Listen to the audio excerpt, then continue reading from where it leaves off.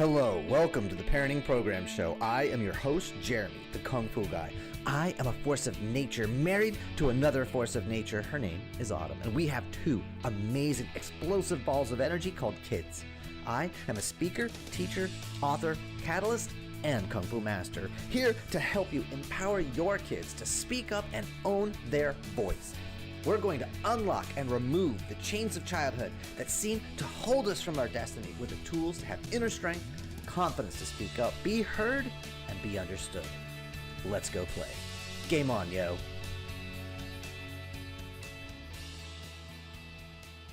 Hello, Parenting Nation, and welcome to the Parenting Program Podcast Show Thing Stuff. And hey, it's almost the new year. We've been talking last week with Nick and Mike about education and how you can help your kids. This week, we're talking with LaVonna Roth, an amazing human being, a wonderful expert, and somebody I've known actually off and on throughout like quite a few years. We met at a conference talking about public speaking and engaging the college market and really how to help serve families and kids and people in the educational world. So I've watched her and her career expanding and growing. She's an amazing soul, really making a huge impact. We're going to talk in a little bit about part of her larger mission, something called Igniting Your S.H.I.N.E. So you're going to want to listen all the way through to hear that part. But if I could give you her bona fides real quick. As an engaging and interactive keynote speaker, author, business owner, and mom, LaVonna bridges the passion for how the brain learns to identify how every individual shines with their mindset and social emotional well-being so that you and your place of work can soar. And that also means it's going to work at home too. Her goal is to leave you inspired to be better, approaching mistakes like you never have before, and create a workplace climate that is unmatched in productivity, engagement, and retention. And that shows up at the home too, because if you listen to me, you know parenting and leadership, they're the same thing. Parenting is a form of leadership, just a whole lot more emotionally intense. LaVonna has 3 degrees. She is the author of 8 books and has worked with organizations in the United States, Canada, Europe, South America, and the Middle East. She is the creator and founder of Ignite Your S.H.I.N.E, a framework, and the Brain Powered LLC. And so that's the intro, the official thing. I just want to say she's awesome. I'm glad she's here with us today. So Miss LaVonna Roth, how you doing today? I am doing fabulous. Jeremy, thanks for having me on here. It is great to stay connected with you after all these years. So I'm very excited. Yeah, absolutely. I actually, on one of my websites, I had that testimonial from you where you're like, and I'll steal, borrow. I'm like, yep, there's someone listening. I love it. Stealing Kung Fu where you can. Smart lady. Thanks, Jeremy. Appreciate it. Absolutely. Well, I wanted to have you on today. We talked prior to today, but I really wanted to have you on to help parents in this educational journey, this professional journey. But how do the parents help their kids? Mindset, attitude, engaging in school, really getting the best out of everything. So could you tell us just a little bit briefly in your own words about what led you to Ignite Your S.H.I.N.E and what led you on the journey from, in the corporate into the educational, like how does all that stuff mix together? Yeah, it's been a journey I never planned on. I'll put it that way. I went to school and became a teacher, and I taught for 10 years, elementary and middle school, and loved it, absolutely loved it. And then I hit 10 years, and at that point I had a choice of, do I want to stay in the classroom? Do I want to go into administration and become an assistant principal and principal? And all of it fast forwarded to me stepping out entirely, which I did not plan on, but opportunities came. And I haven't gone back. So I am still very much in the education realm, as a lot of what I do, and it comes from not only the experiences I had as a student, but also my own students who didn't have the life that we wish kids could have, and the kind of parenting that we wish happened in every home. And so those are the kids that I was really drawn to. And then I have my own daughter, and that's another game changer. So watching her go through everything and, trying to figure it out, because Jeremy, I don't know about you, but my child did not come with a manual. So it's a little bit, interesting trying to figure all of this out and to make the best that I can. So through all of that, I just really wanted to get to the heart of how do we help every individual identify their gifts and what are those strengths and how to use those. And that's when the word wasn't originally shine, the word was originally smart. And is because I thought my mission was going to be to go after what we identify as smart in education. I believe every child is gifted. The question is how. Fair. And we identify it in the United States primarily as math and science. And I Right. think our children are way more gifted than that. So Agreed. all of that came together, and so I have Ignite Your Shine, but then I also do work with not only corporate with Ignite Your Shine, because the framework works for every individual, but the secondary part of that is, presentation skills. And people are like, LaVonna, how do I present like you? And I'm like, well, I take that very highly. It's such a huge compliment because it's something that I cherish, and I never in a million years thought I would do. And Mhm. that's when I opened Brain Powered LLC, which is right now primarily focusing on how to present. Awesome. Awesome. So it's very, very broad set of expansive. So let's go back for a second. And you said that you were drawn to work with the more educationally challenged, the kids that you wish had a little bit different parenting. Can you expand a little bit more on that? Can you tell us a little more on that area? Yes, so it's one of those that for a long time I didn't understand. As a parent, I wasn't a parent yet, so I didn't quite always understand, like, how can you be that frustrated with your child? Mhm. Can you think your child's that difficult? Naivete, right?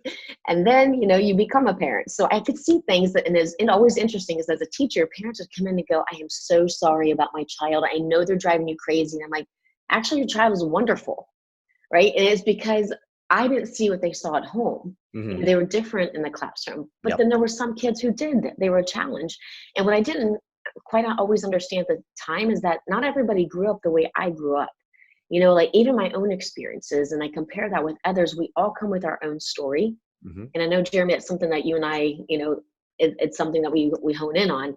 And that but everything I come from is my beliefs and my core values, and what is it that my experiences and my knowledge tells me, but not everybody has been there. Right. And so even as I looked at these students, and I get frustrated with some of these students, I was like, oh, why are you behaving this way? Because it's a cry for help, or Right. because they know no other way. Right. They're not sure how to handle things that we as adults don't know how to handle. So all of this just came into like a cyclone. And I realized, there's so much that we can do but what I realized most importantly is it often starts with ourselves Mhm. and understanding who we are and how we parent and want to parent. And so that we live a life that is so much better, and then we're better for our kids in the long run. Absolutely. Yeah. And I think when you say better, you don't necessarily mean financially better or more toys and more things. It's what you said about being seen and being heard, being acknowledged. Right. Yes, I'll give you an 'Cause- example. Go ahead. Go ahead. No, no, go ahead. Go ahead. Okay. I travel a ton. And so as a speaker, and so I was talking to my daughter, this was years ago. She's now 19. And she was probably about 15, 16 at that point. And I said to her, I'm Maddie, I want to ask you a question. I want you to be very honest with me. I know I travel a lot, so it means I'm home about half the time. And so how does that work for you? And she said, oh, Mom, it's fine. It's what you've done for years. And I said, are you sure you're okay with it? And I said, would you rather I be home more? And she said, no, like I'm totally fine with what you do. And she said, I've learned to be very independent because you've required me to be more independent because of Mhm. that. And I said, okay. And I said, because sometimes people, will say to me, how do you travel so much when you have a daughter at home? And her face was like horrified. And I was like, no, no, no. They actually don't mean it in a bad way. They're very curious as to how do I make that happen? Right. And I said, but at the same time, I do have mom guilt. I have guilt, like, am I not here enough? And she looks at me, and Jeremy, it's so hard to say this without even like choking up. She looked at me, she said, Mom, when you're home, you're home. Mhm. And she said, it is quality of time, not quantity.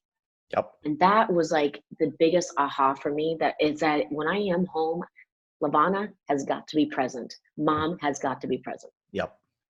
Yeah, and that's a conversation my wife and I have because we're both entrepreneurs, we're both in online space as well as I have a brick and mortar. So getting that quality time versus quantity time, just because we hang out for 6 hours, but no one's talking to each other, no one's engaging, everybody's on their screens. It's that presence and it's that impact and it's that connection, those magic moments. That's why I do the Facebook Live show every week on magic moments.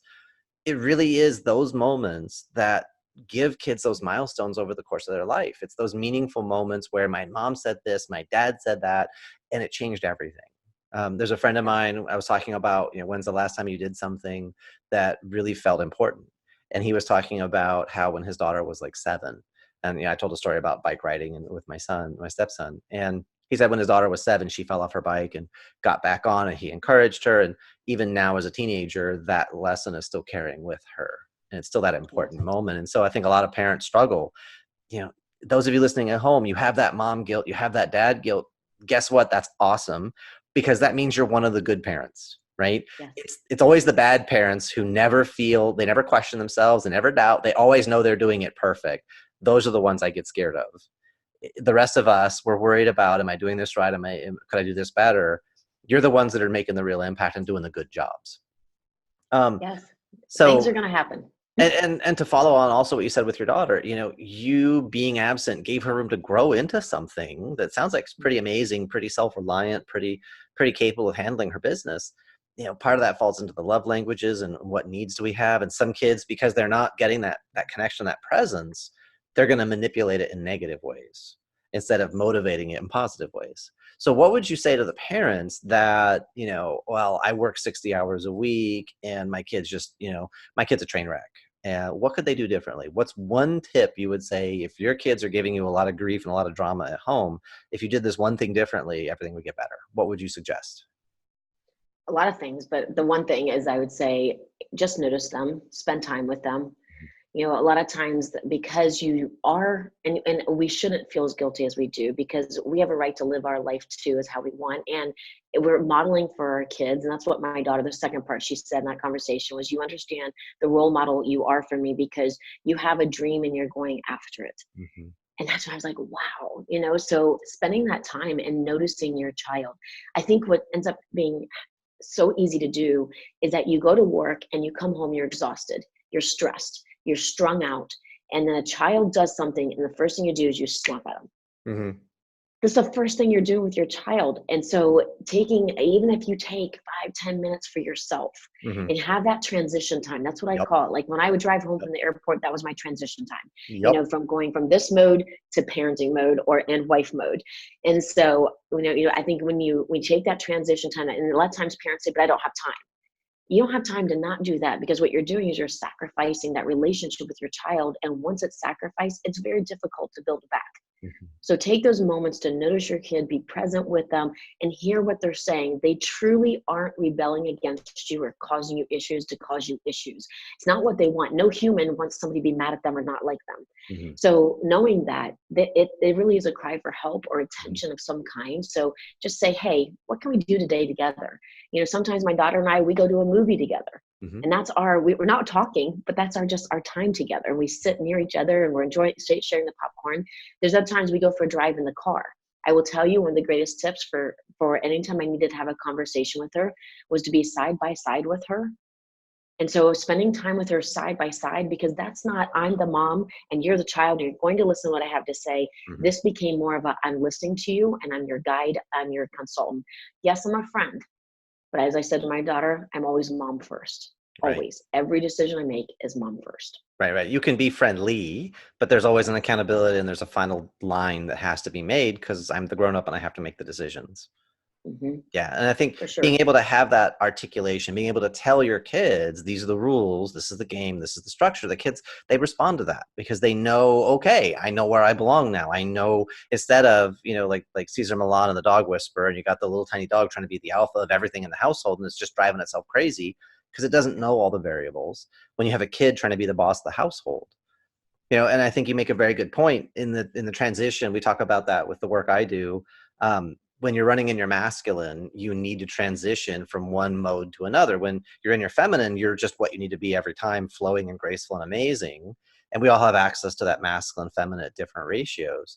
But if you're running in that masculine and you come home and you're still in work mode, yeah, you're snapping at everybody because they're taking you out of that focused, deliver, make the impact type of energy. They pull you out of that and they're lightning rod constantly. And if that's the first experience they have of you when you've been gone for a while, how long before they just quit trying? They're just like, it's Exactly. not even, I always get yelled at. And that becomes their story and that becomes their identity. And then that begins to show up at school. It begins to show up at work, with friends, with themselves, all that cascade of just unpleasantness. Yes. So I'm trying to think what would be a good challenging situation. I think I would like to talk a little bit more just the idea of you living your mission and you've got a husband and you guys make it work. How do you make it work? Because if you're both kind of driving different directions and you're gone half the time, how does he not resent that or get upset with you or that kind of stuff? How do you guys manage that? Yeah, I would say that is a challenge, especially at first, but Jeremy, this is where I'll take some heat on this, is that I didn't always communicate because I didn't understand my own feelings and how to communicate. Mm-hmm. And so we were doing this at times, Mm-hmm. and I couldn't figure it out. And it goes back to what you said about the masculine and feminine. And I wasn't aware for a while of what all that meant. And then when I learned it, I went, oh my goodness, this is what's happening, and it'd be something simple. Like I would get home and he'd say, what do you want for dinner? And I'm like, A, I hadn't even thought about dinner. I've been on the road. Right. And B, I don't know, because somebody else make a decision, because I make decisions all day long. Mm-hmm. But not realizing this is my internal dialogue, my own, lack of communicating things. And so it's just, I would say, learning to communicate and me understanding more of myself and being self-aware has helped me to then express that to him. So I will tell you though, one of the things that with my husband, you talk about love languages, I truly believe quality time is one of his biggest. Mm-hmm. Possibly quantity as well. But so knowing that I have restructured how I am, I could work 24/7. I Mm-hmm. live in my passion. Right. And, but he's also my life, just as my daughter is. Mm-hmm. So for me, I've had to set those boundaries and say, okay, when you're on the flight, when you're in the hotel, when you're on the road, you can work, work, work, work, work. When they are home and they are at work and they're doing their thing, you can work. But when he comes in, I need to say, okay, for dinner, I'm going to make this, or do you want to go out for dinner? And this is our time. But he has also learned, he has said things such as, okay, so tonight is actually a hockey game. So do you need to work? And that's my cue of, yes, I can, or no, I'm going to sit and watch the game with you. If there's not a game, I'll be honest, I almost never work, because that is the time that I get that time with him, Mm-hmm. because he's not watching the game. So we've kind of learned to compromise or work this, but it wasn't that way at first. There were some Mm-hmm. definite rocky roads, and me being the self-awareness, like I said. And again, especially learning to communicate that instead of getting frustrated. Absolutely. Yeah, I think that's so critical. Being able to listen to each other and communicate non-judgmentally. Just be able to, like, my partner's communicating with their best intention, even if the words they use maybe not what I would have used. But again, same thing you said with the kids. It's that they're communicating from, I need resources. It's a cry for help. It's not an attack. It's not oppositional defiant, all the labels that we put on, because all that does is get in the way of everything Yes. else. Um, Yes. so before we talk a little bit more about Ignite Your Shine, tell me if you could tell parents 3 things to do or to stop doing with their kids and with school as we get ready to go into the second half, of the school year, but the beginning of 2020. 2020 should be a year we learn how to focus. So what could parents do differently? What could they do more of or do less of? Top 3 things. What would you suggest? All right. So one, I'm going to say, stop focusing on grades. Mm-hmm. We put so much weight into grades. And if you think about the education system as it's currently set up, yes, they learn the content and they do the content, but much of what they learn does not actually transfer into what they're going to do in life. Wait, you mean the So Pythagorean theorem? We're not going to use that? you haven't used that, Jeremy? I'm shocked. The quadratic equation? We're not going No, to. none of those. All right. Well, we'll work on that. So, there are exceptions. There's going to be mathematicians. There's going to be accountants. There's going to be those that seek that. But I'm going to ask you to stop focusing on grades and start looking at effort, because the work that they put in and learning to strategize and problem solve in a faster way or a better way is way more important than the content they're going to learn. Mm-hmm. And that's a whole other spiel soapbox I could get on, with what I would love to see us shift in education. So that's I'm one. probably right there with you on like all of it. Right, probably. The second thing is stop focusing on what your child can't do, and rather what they can do. Mm-hmm. And that is what Shine, the framework, is about, is really looking at what are the strengths, gifts, skills, and talents of a child. And then the second part, and that's the S under self. And then we have H for heart. And so that is, what are your passions? And so really start being detectives with your kids. So stop, looking at what they can't do. Start looking at what they can do by looking at what are those great things about them. At Ignite Your Shine, we call every individual a lion of greatness, because everybody is a lion of greatness. And it's tapping into finding what is that. And when you harness those two things, and you have to have both, right? So I can have a strength, but if it's not my passion, I'm a burnout. Mm-hmm. I can have a passion. If it's not my strength, likely not going to be very successful, Right. right? So you can keep working on this. Some of this is developed, some of this you're born with, and that's getting into nitty gritty. But those two things together are so powerful. So if you start looking as a detective and maybe your child isn't the best at math, okay, so maybe they won't become an accountant, or an architect or an engineer. Fine, maybe they will. You never know. Mm-hmm. But instead, what is the effort they're putting in, and where are they excelling, and really build up your child in their confidence. This is what we're huge on, is confidence, because confidence helps you be successful, drives you forward in knowing what your greatness is. It lowers bullying, Mm-hmm. right? You think Absolutely. about, I have no reason to bully you if I believe in who I am. We're talking, not all suicides, but certain suicides we could prevent, school shootings, like all of these other aspects that we come into, it comes from a lack of confidence. Mm-hmm. So build your child up in who they are, but don't overdo it where you make them, they're the most amazing at everything and they're great. They should have a trophy for all this and all that. No, that's a whole, again, soapbox, but I'll plant the seed on that one. Yep. And then the third thing, I'm going to go back to what we were already talking about. Spend time with your child, like really, truly time, not the phone. I had a wonderful friend share with me that she was on her phone and going through Twitter at the same time her child was reading to her at night. And she was horrified.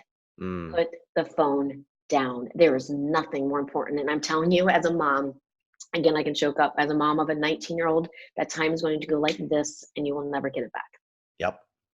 Yeah, I interviewed Jim and Jamie from 18 Summers. And it's that idea, you only get 18 summers with your kids. What are you doing? You literally only get 18 years of them as quote unquote kids. And then they have the rest of their lives to be adults. They have the rest of their lives to live the things that they're going to be doing based on the things you did or didn't do when you were younger. So do you want them living the rest of their lives craving a love that was never there and trying to fill that hole with other things? Or to know that they 100%. really genuinely truly have your love and then go live their lives, right? Yes. And Yes. again, it's that idea of just, oh wow. And then they have a concept of family board meetings, which is they have a meeting once a week, and where are we at and what's going on and what's our priorities and what's our values. And these things work in businesses and they help things thrive. Why can't we do these in our homes as well? And Yes. Have some more sort of agreement, like yeah, something that we live by, a creed or something. mission statement, mission values. Yeah. Yes. Yes.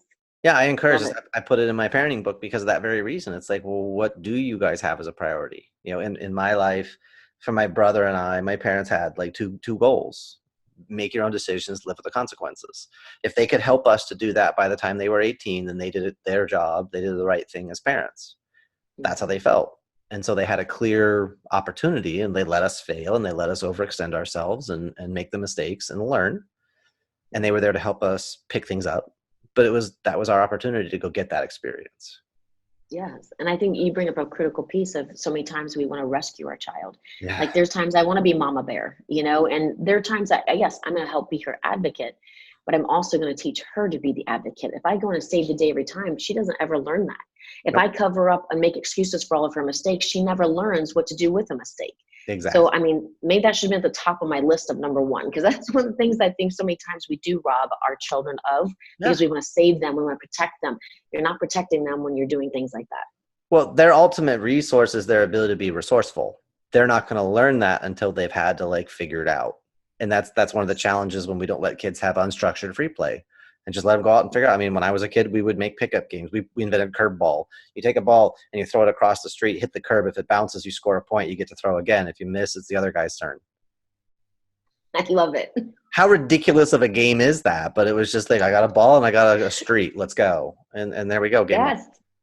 So you've already kind of began to introduce S.H.I.N.E. So tell us a little bit more. S.H.I.N.E. What do those stand for? And how does this framework, how do you use it? How do you play with this? Yeah.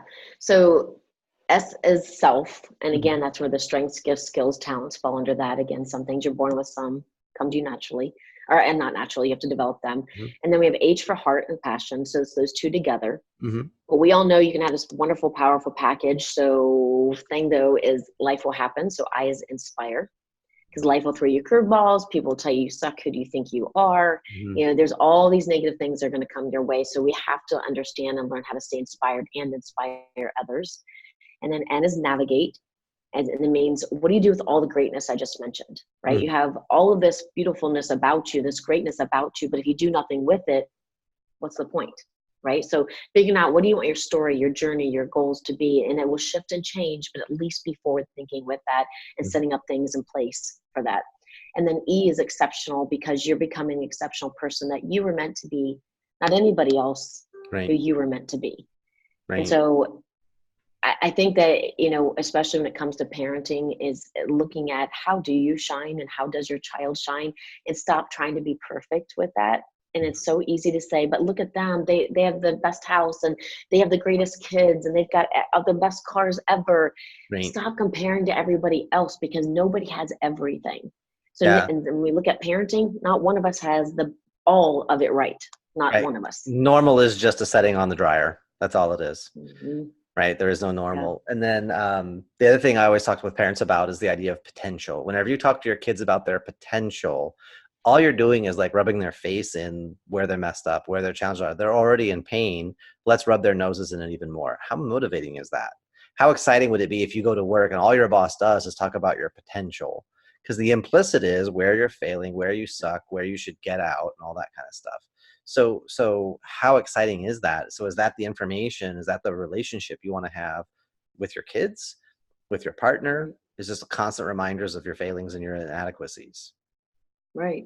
And I Yeah. think this is where it's so important to stop looking at all the negatives. Mm-hmm. Start looking for the great things that are happening, the great things they're doing, going back to spouse, Right. going back to the child. And I love that you said that, Jeremy, because I think that's so true. If you were to walk into work and you're like, how come this was a minute late? How come this wasn't done to this way? How come you didn't do this? How come you didn't do that? Like, who would want to work there? None of us. Right. But yet we do But on that the to our own counter kids. argument, what would you say to the people that are like, yeah, but I'm not going to give my kid a gold star for like, you didn't fart in public or you're brushing your teeth. You're 18. You shouldn't get a gold star for brushing your teeth.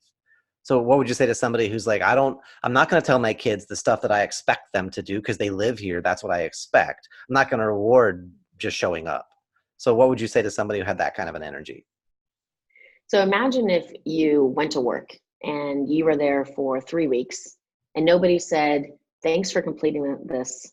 Thanks for taking care of that. I appreciated how you stepped up in that meeting. Nobody said a word. And every day you went, yes, you got paid, but that was it. No one said anything. We as humans need connection. Mm-hmm. So if I don't ever hear anything, am I doing a good job? Am I not doing a good job? And I need some fuel. And some of us need more than others, but I need some feedback to know I'm on the right track, that it's appreciated, that the work I do isn't just to get work done. And so I think there's a lot of leadership that's changing, thankfully, Yeah. because that wasn't the thinking. So it's the same thing for parenting, is that, yes, I mean, and the thing is, every child's different, Mm-hmm. so you have to watch that. And because like, I know some people who they need a lot of affirmation, words of affirmation, if you want to talk love languages again. So, but at the same time, it's not overdoing it. Like, it's not acknowledging every single thing they do, but could we at least acknowledge some of the things they're doing right, especially the things you want to see? So I think about in the classroom, like kindergartners, when they're walking through the hall, they will say to them, oh, I love how Johnny's being quiet. I love how Jesus is keeping hands to himself.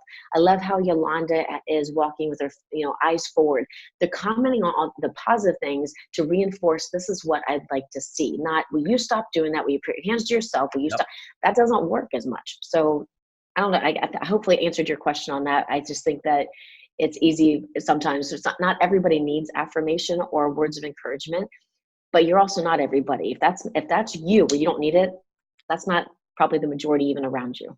Exactly. Yeah. For me, it's always about calibration, and it's no, you're not going to reward every single thing, but you got to start somewhere, and you want to build a positive momentum. So what are they doing right? Because what's more fun, getting yelled at or getting encouraged, getting a pat on the back? So Mhm. calibrate and notice, and then over time, clustering, raising your standards, those sorts of things. Because by the time they're 18, no, you shouldn't be saying, "Hey, great job, you brushed your teeth today." They should be past that, but Yes. I love the fact you're up and you're ready to go on time. Your bathroom looks Mhm. great. You're organized. You're on top of everything. You're an awesome human being. High five. Yes. That's the energy you're getting. You're not blowing smoke. You're just acknowledging the reality and saying, I appreciate that. You're more likely to get more of that sort of energy versus like you said, you're a minute late, you're this, you're that, and you're constantly tearing down because Yes. how much fun is it to give it? Well, no one ever said that to me. Well, great. Isn't it a wonderful time to change the story? Right. Just because nobody did it doesn't mean that that's the right thing to do. Absolutely. So So I I just understand always you think that we're have, modeling for kids. We're always absolutely. modeling. Oh yeah, they're always good. There's a quote I have, I think it's from Robert Fulghum. It says, "Don't worry that your kids don't listen to you. Worry that they're always watching you." Yeah. Because they're Yes. constantly calibrating and modeling. I don't care what you say. I'm sorry, I can't hear you because your actions speak so loudly, and that's Yes. really where the energy is. So I But understand to you have go a. back, Go ahead. okay. No, no, go ahead. Go I ahead. just say to go back to that, like it reminds me as a teacher, my students would say to me, Mr. Roth, we can like mimic you. And I'm like, you cannot. And they're like, yes, we can. And so they get up and they act like they're me. And I'm like, oh my goodness, like they would nail it. I mean, my mannerisms and the things I said. And I'm like, that's exactly what I say. Well, it's the same thing with, our children at home. Absolutely. They can completely, and maybe that'd be a fun experiment to say, hey, show me what I look like. Give me my mannerisms. Like if you're me, go for it. Show me and see what kids would do. Absolutely. There was one time when I hurt my knee and I was like limping around the house and Evie was 2 and she was like, "I'm daddy." And she walks around the house and she's limping after me and I'm like, "Really? Really?" It was so funny. We all just fell down laughing because it was perfect. Yes, Modeling. I'm like, man, that's not a wake up call, right? Because they're just like they're right. right there. Yes. And given that as you were teaching back then, you may have been one of the most positive and encouraging teachers that they experienced, and so that made you stand out even more because you were telling them how to win with you. You were telling them what you wanted, and you were rewarding it when they did it, versus the don't run, don't touch people, don't talk, all that kind of stuff. So that also makes them pay more attention because they like the way they feel around you. Right. And that's the key. I wasn't always that way. Like it's always been a learning curve. Same thing with parenting. Yep, I wish there was things I could go back and change, but I can't. We're all doing the best that we can in the moment. absolutely. And I think that's just important to remember that don't beat yourself up as a parent, especially. You're doing the best you can. Just keep learning from it and saying, how could I handle this different? And there were times that I got so upset with my daughter and I would like be yelling at her and I'm like, I am literally coming unglued right now. And so afterwards I'd say, I'm sorry. I did not handle that well. And I need to rethink how I'd handle that better next time if that happens. And I Right. would, but it's again, sharing with her the process of don't expect to know the answer.